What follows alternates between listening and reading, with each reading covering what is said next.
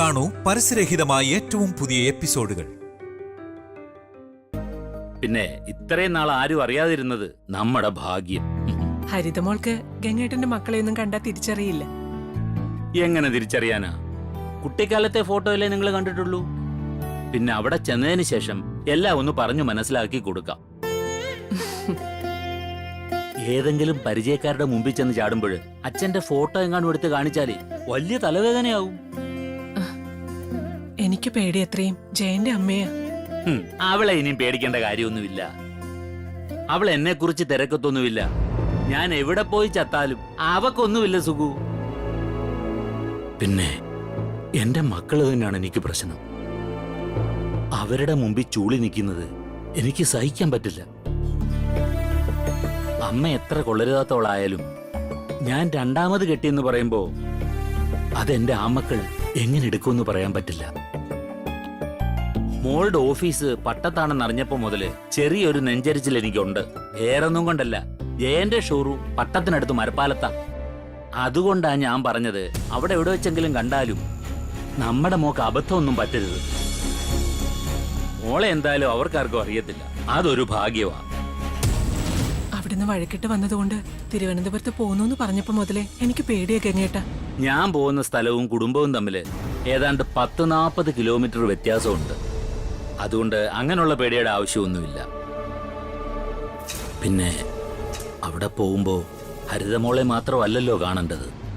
ജയന്റെ ഷോറൂമിലൊന്ന് പോകണം, പുതിയതായി അവരുടെ വീട്ടിലൊന്ന് പോകണം. പിന്നെ പറ്റുകയാണെങ്കിൽ ഹരിയെ ഒന്ന് കാണണം. ചുരുക്കി പറഞ്ഞ വീട്ടിൽ നിന്ന് ഇറങ്ങിയത് കൊണ്ട് എല്ലാരും കാണാൻ പറ്റൂന്നർത്ഥം അല്ലേ? അതെ, കാണാൻ പാടില്ലാത്തവരെ ഒഴിച്ച് എല്ലാവരെയും കാണണം. എന്നാ പിന്നെ പോയിട്ട് വരാം. ഇന്ന് രാത്രി ഇങ്ങ് വരില്ലേ? ഉറപ്പില്ല, പരമാവധി രാത്രി തെറ്റിഞ്ഞ് വരാൻ നോക്കാം. മൊബൈല്. എന്നാ ശരി. ഇതെന്തു പോക്കാ? വിഗ് വെക്കുന്നില്ലേ? അയ്യോ, ശരിയാണല്ലോ. നീ അത് പോയി എടുത്തോണ്ട് വാ. ഛേ,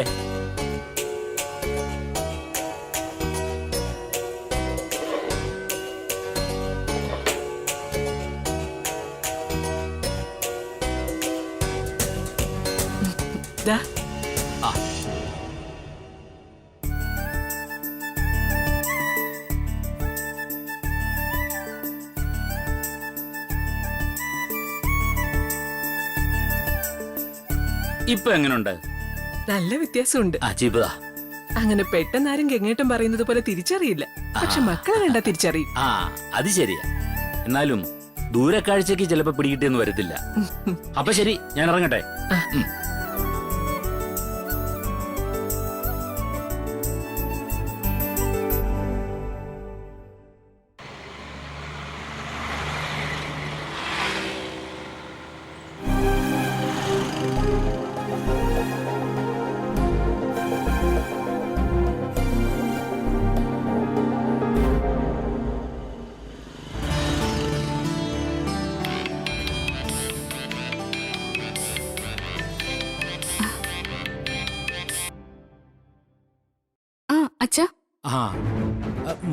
മോള് ജോലി ചെയ്യുന്ന ഷോറൂം എവിടാ? അച്ഛൻ ഇപ്പൊ എവിടെ എത്തി? ഞാന് കുറവൻകോണത്ത് ഇറങ്ങിയിട്ട് നടക്കുക. അവിടുത്തെ മരപ്പാലം വഴി ഇങ്ങ് വന്നാ മതി അച്ഛാ. എടി, മരപ്പാലത്ത് എവിടാ മോളെ? അയ്യോ, അവിടെ വന്നിട്ട് RG മോട്ടോഴ്സ് എവിടാണെന്ന് ചോദിച്ചാ ആരും പറഞ്ഞു തരും. RG മോട്ടോഴ്സോ? ഹലോ ഹലോ അച്ഛാ. അയ്യോ മോളെ, ഞാനങ്ങോട്ട് വരുന്നില്ല. ഞാൻ ഈ ഫർണിച്ചർ കടയുടെ അവിടെ നിൽക്കാം. മോൾ ഇങ്ങോട്ട് വന്നാ മതി. അതെന്താ അച്ഛാ ഇങ്ങോട്ട് വന്നാല്? എന്റെ മോളെ, നീ ഞാൻ പറയുന്ന ഒന്ന് കേക്ക്. തിരുവനന്തപുരത്ത് ഒരു കാർ ഷോറൂമിൽ ജോലി കിട്ടിയെന്നും പറഞ്ഞാ നീ പോയത്. അല്ലാതെ വേറെ ഒന്നും നീ പറഞ്ഞില്ലല്ലോ. ഇപ്പൊ എനിക്ക് നല്ല സംശയമുണ്ട്, നീ അപകടം പിടിച്ച സ്ഥലത്തോട്ടാണോ പോയെന്ന്. എന്തപകടം? ഇനി ഞാൻ ഇവിടെ നിൽക്കാൻ, നീ ഇങ്ങോട്ട് വരാൻ നോക്ക്. ഞാനിവിടെ കുറവൻകോണത്തുനിന്ന് വരുന്ന വഴി SK ഫർണിച്ചർ ഗാലറിയുടെ മുമ്പിൽ നിൽക്കുക. ശരി ശരി അച്ഛാ.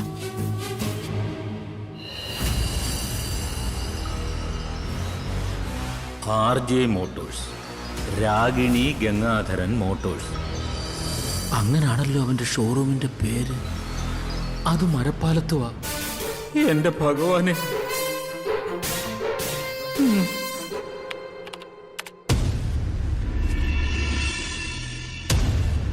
Good morning madam. Good morning. എനിക്കൊന്ന് അത്യാവശ്യമായിട്ട് പുറത്തു പോകണം. ഒരു ഫ്രണ്ട് വന്നിട്ടുണ്ട്. ലാൽ സാർ ഇവിടെ ജോയിൻ ചെയ്തപ്പോഴേ പറഞ്ഞതാ ജോലി സമയത്ത് ആവശ്യമില്ലാതെ പുറത്തേക്കൊന്നും പോകരുതെന്ന്. ഇപ്പൊ സാർ ഇവിടെ ഇല്ലല്ലോ, അതാ ഞാൻ മാഡത്തിനോട് ചോദിച്ചത്. നാട്ടിലുള്ള ഫ്രണ്ടാണോ? അതെ, കോട്ടയത്ത് നിന്ന് വരിക. അങ്ങനെങ്കിൽ ആ ഫ്രണ്ടിനെ ഇങ്ങോട്ട് വിളിച്ചൂടെ? അല്ല, അത് പിന്നെ എന്തോ ഒരു പതർച്ച പോലെ. വല്ല ബോയ് ഫ്രണ്ടും ആണോ? അല്ല, ഹരിതയ്ക്ക് വിവാഹപ്രായമൊക്കെ ആയി. അതുകൊണ്ട് ചിലപ്പോ കെട്ടാൻ പോകുന്ന പയ്യനൊക്കെ അന്വേഷിച്ചു വരാനുള്ള സാധ്യതയൊക്കെ ഉണ്ട്.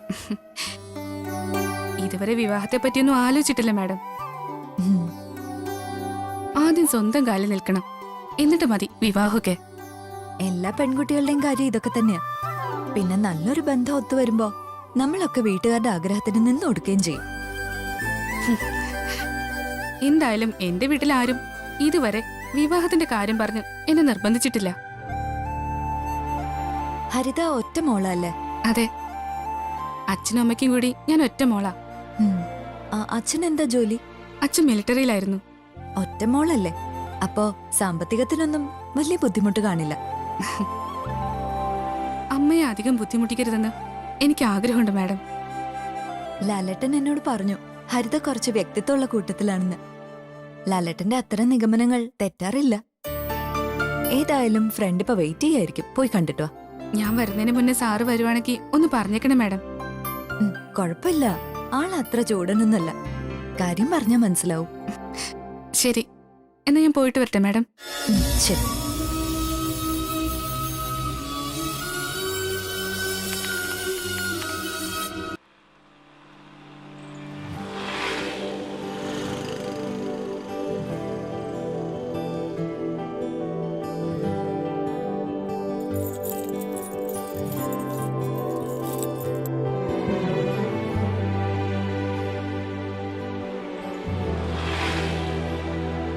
അച്ഛന് ഷോറൂമിലേക്ക് വന്നിടായിരുന്നോ? ഷോറൂം കുറവങ്കോണത്താണെന്നല്ലേ നീ പറഞ്ഞിരുന്നത്? ഇവിടെ വന്നപ്പോഴാ മരപ്പാലത്താണെന്ന് പറഞ്ഞത്. പിന്നെ പേര് പറഞ്ഞപ്പോഴേ എന്റെ നെഞ്ചിടിപ്പ് കൂടി. RG മോട്ടോഴ്സ് എന്നല്ലേ പറഞ്ഞത്? അതെ. കമ്പനിയുടെ MD പേരെന്തുവാ? ജയലാൽ. അയ്യോ, എന്തു പറ്റിയച്ചാ? എന്റെ രണ്ടാമത്തെ മോന്റെ പേരെന്തുവാ? ജയൻ. അവന്റെ മുഴുവൻ പേര് ജയലാൽ എന്നാ. ജയൻ ജയൻ എന്നാ അവനെ എല്ലാരും വിളിക്കുന്നത്. അയ്യോ, അപ്പോ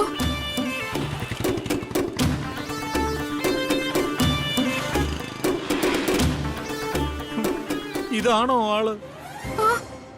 ഇത് തന്നെ. എടി മോളെ, ആങ്ങളയുടെ കമ്പനിയിലാ നീ ജോലിക്ക് കയറിയത്, സൂപ്പർവൈസറായിട്ട്. അപ്പൊ ദീപ മാഡം? ആ മാഡം നിന്റെ ഏട്ടത്തിയാ. ആണോ? നല്ല സ്വഭാവാ. ഓ, അത് നീ എന്നെ പറഞ്ഞു മനസ്സിലാക്കി തരുമൊന്നും വേണ്ട. പക്ഷേ മോളെ, നീ പുലിമടയിലാ ചെന്ന് കയറിയത്. എന്റെ ജയനും ദീപയൊക്കെ പാവങ്ങളാ. പക്ഷെ എനിക്കൊരു രണ്ടാം ഭാര്യയും അതിലൊരു മോളും ഉണ്ടെന്നൊക്കെ അറിഞ്ഞാ അവരെന്നെ ഏത് കണ്ണോടുകൂടി കാണും മോളെ. ഇതുവരെ എന്റെ ആമക്കൾക്ക് ഞാൻ മാന്യനായ അച്ഛനാ. പെമ്മക്കൾക്ക് ഞാൻ കഴിവ് കിട്ടവനാണെങ്കിലും ഇത്തരത്തിലൊരു ബന്ധമുണ്ടെന്ന് അവർ ചിന്തിക്കത്തില്ല. അച്ഛൻ ഇങ്ങനൊരു ബന്ധമുണ്ടാവാൻ കാരണക്കാരി അവരുടെയൊക്കെ അമ്മയല്ലേ? അതൊക്കെ ശരിയാ. എന്റെ ഭാഗത്ത് ന്യായമുണ്ട് എന്ന് കരുതി ഏതെങ്കിലും മക്കള് രണ്ടാം ഭാര്യയും അതിലുള്ള മക്കളെ അംഗീകരിക്കുവോ? എല്ലാത്തിനും കാരണക്കാരൻ അച്ഛൻ തന്നെയാ. അച്ഛന്റെ 4 മക്കളുടെയും ചെറുപ്രായത്തിലുള്ള ഫോട്ടോ മാത്രമേ ഞങ്ങളെ കാണിച്ചിട്ടുള്ളൂ. എന്തെങ്കിലും ചോദിച്ചാ പറയാൻ പോലും പേടിയാ. തിരുവനന്തപുരത്ത് അച്ഛന്റെ മോന് ഇങ്ങനൊരു ഷോറൂം ഉണ്ടെന്ന് പോലും വ്യക്തമായി പറഞ്ഞിട്ടില്ലല്ലോ. എടി, അതൊക്കെ കോട്ടയത്തുള്ള നിന്നോടും നിന്റെ അമ്മയോടും പറയേണ്ട കാര്യം എന്തുവാ? പരമാവധി 2 കൂട്ടരെയും ബന്ധിപ്പിക്കാതിരിക്കാനാണ് ഞാൻ നോക്കിയത്. നീ തിരുവനന്തപുരത്ത് ജോലിക്ക് പോകുന്ന കാര്യമൊന്നും എന്നോട് പറഞ്ഞിട്ടില്ലല്ലോ. അങ്ങനെ പറഞ്ഞിരുന്നെങ്കിൽ ഈ ജില്ലയെ കാലുകുത്താൻ ഞാൻ സമ്മതിക്കത്തില്ലായിരുന്നു. ഇനിയിപ്പോ എന്ത് ചെയ്യും അച്ഛാ? അതാ ഇപ്പൊ ഞാനും ആലോചിക്കുന്നത്.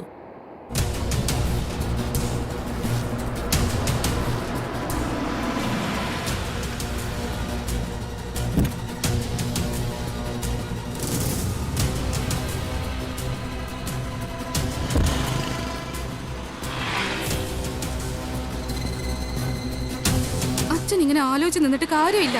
എന്തെങ്കിലും ഒന്ന് പറ. അല്ല ഹരിത എന്താ ഇവിടെ? അല്ല അത് സാർ, അത് പിന്നെ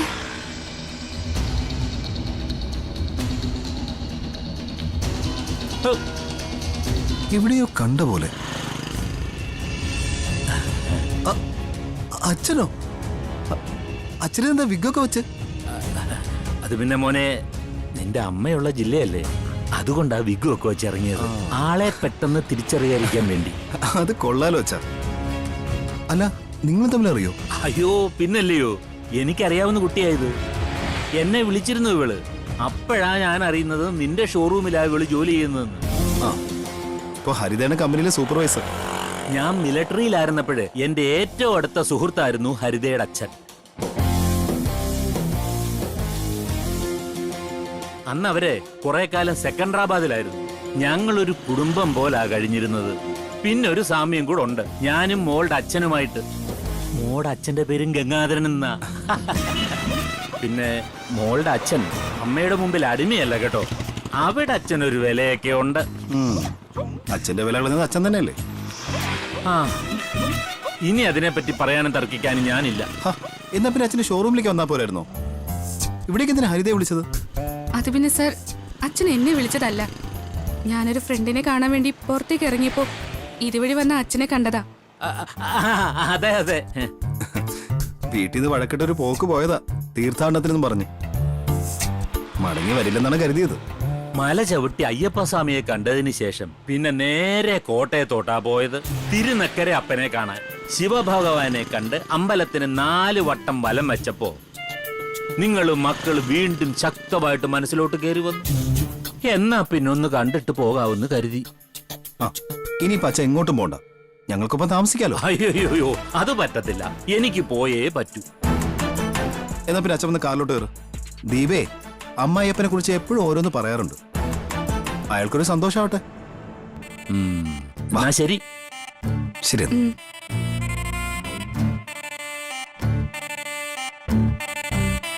എന്നാ പിന്നെ ശരി മോളെ, എല്ലാം പറഞ്ഞ പോലെ.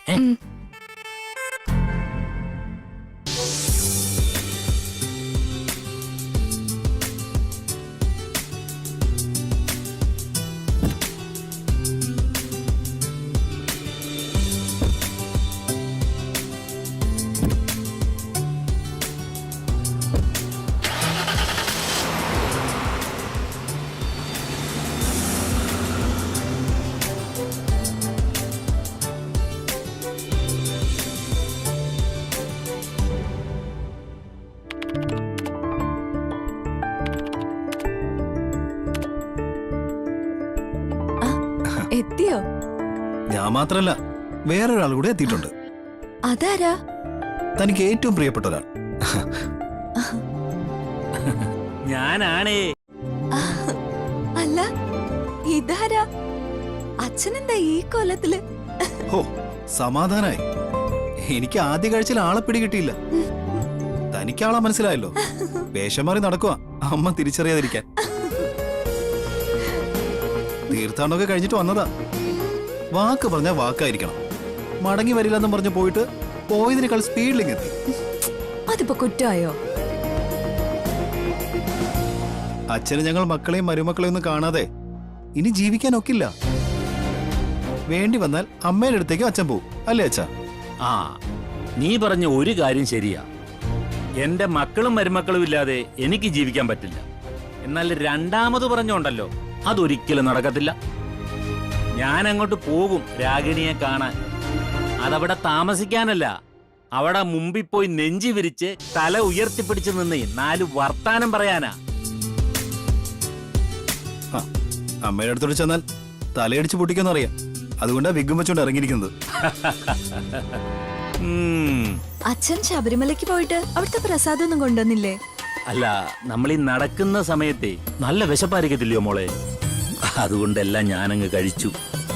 തീർത്ഥാടനത്തിന് പോയിട്ട് ഇതുവരെ അങ്ങനെ ഉണ്ടായിട്ടില്ല. ശരിയാ, ഞാൻ മടങ്ങി വരണമെന്നും പറഞ്ഞല്ലല്ലോ പോയത്. അത് പെട്ടെന്നെടുത്തൊരു തീരുമാനമാണ്. പക്ഷെ ഈ പറഞ്ഞതിലൊക്കെ എന്തൊക്കെയോ കള്ളത്തരയില്ലേ? എന്തോന്ന് കള്ളത്തരം? എടാ, എന്നെ പോലെ സത്യസന്ധനായ ഒരു മനുഷ്യനെ ഞാൻ എന്റെ ജീവിതത്തിൽ കണ്ടിട്ടില്ല. ആ സ്വയം പുകഴ്ത്തല്ലേ? അച്ഛൻ പറഞ്ഞത് നേരാ. അച്ഛനെ പോലത്തെ സ്വഭാവമുള്ള ആരെയും ഞാനും കണ്ടിട്ടില്ല.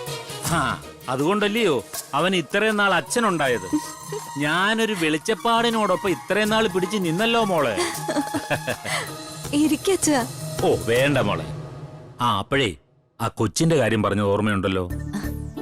ഹരിതയുടെ കാര്യമാണ് പറഞ്ഞത്. അച്ഛന്റെ പരിചയക്കാരന്റെ മോളാണ് ഹരിത. ആ അയ്യോ, ലാലേട്ടൻ ഇവിടെ ഇല്ലാത്തോണ്ട് എന്നോട് പറഞ്ഞിട്ടാ ഹരിത പുറത്തേക്ക് പോയത്, ഏതോ ഒരു ഫ്രണ്ടിനെ കാണാൻ. ആ അങ്ങനെ ഫ്രണ്ടിനെ കാണാൻ പോയപ്പോഴാണ് അച്ഛനെ ആ കുട്ടി കണ്ടത്.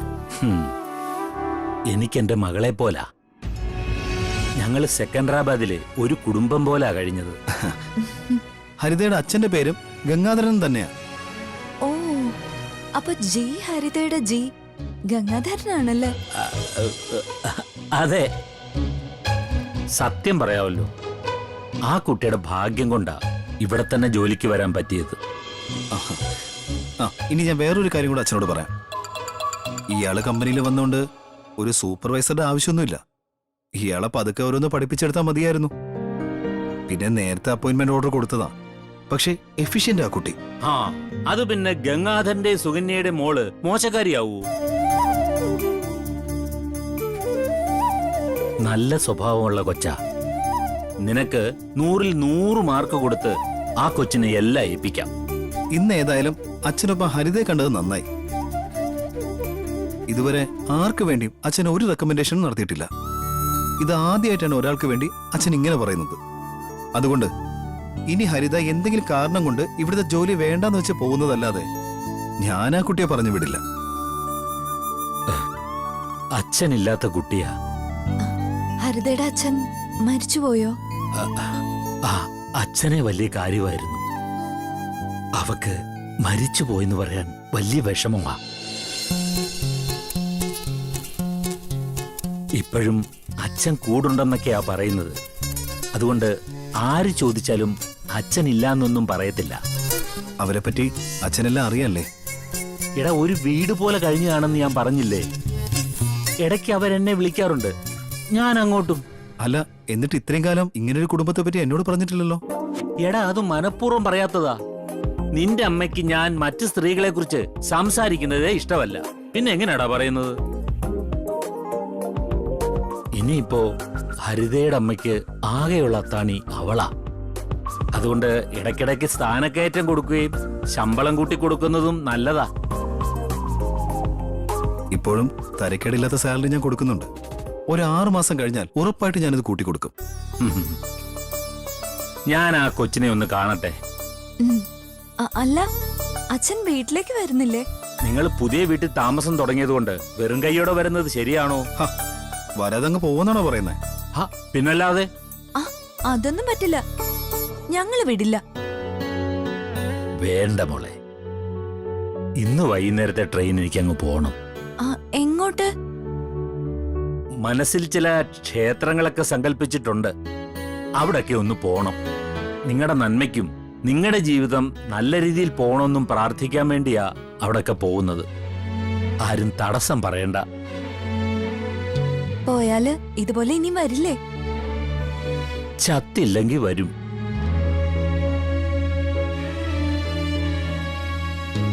ഞാൻ ആ കൊച്ചിനെ ഒന്ന് കാണട്ടെ. അതെ, ഞാനൊന്ന് നിർബന്ധിച്ചാൽ അച്ഛൻ ഇവിടെ നിൽക്കും. ക്ഷേത്രത്തിൽ പോവാന്നല്ലേ പറയുന്നത്? അപ്പൊ പിന്നെ നമ്മൾ പറയുന്നത് ശരിയാണോ? അച്ഛനും കൂടെ ഉണ്ടെങ്കിൽ വീട്ടിനകത്ത് മൊത്തത്തിൽ ഒരു ഓളം ഉണ്ടായേനെ. പിന്നെ നമ്മൾ ഷോറൂമിലോട്ട് വരുമ്പോ നല്ല രുചിയുള്ള ഭക്ഷണമൊക്കെ അച്ഛൻ ഉണ്ടാക്കി വെച്ചേനെ.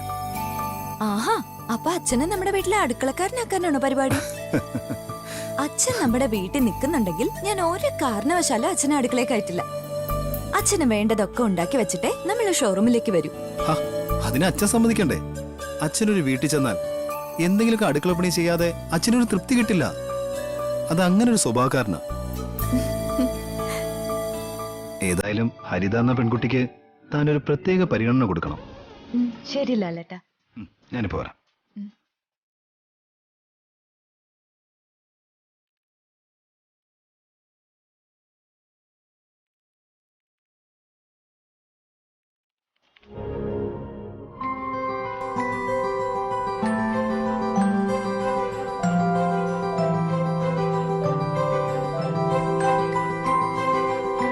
എന്താ അച്ഛാ? മോളെ, മോൾ ഇവിടേക്ക് തന്നെയാണ് വന്നതെന്നറിഞ്ഞപ്പോ ആദ്യം ഒന്ന് ഞെട്ടിയെങ്കിലും ഇപ്പൊ ശരിക്കു പറഞ്ഞ ആശ്വാസം തോന്നുന്നുണ്ട്. ഇനി മോളെ ഒരു കാരണവശാലും ഇവിടുന്ന് പറഞ്ഞു വിടത്തില്ല. അത് മാത്രമല്ല, 6 മാസം കഴിയുമ്പം ശമ്പളം കൂട്ടി തരികയും ചെയ്യും. അതെന്നോട് നേരത്തെ പറഞ്ഞതാ. ഇപ്പൊ അതിനുള്ള ചാൻസ് കൂടിയിട്ടുണ്ട്. ആ, പിന്നൊരു കാര്യം, അച്ഛൻ മിലിറ്ററിയിലായിരുന്നെന്നേ എല്ലാവരോടും പറയാവൂ. അങ്ങനെ തന്നെയാ പറഞ്ഞിരിക്കുന്നെ. ആ, അതുപോലെ തന്നെ അച്ഛൻ ഇപ്പൊ ജീവിച്ചിരിപ്പില്ല. എന്റെ മോളെ, ദൈവത്തിനറിയാവല്ലോ സത്യം. പിന്നെ ഒരു ചെറിയ കള്ളം പറയുന്നതുകൊണ്ട് എന്താ കുഴപ്പം? അങ്ങനെ പറയാനൊരു മടിയാ അച്ഛാ.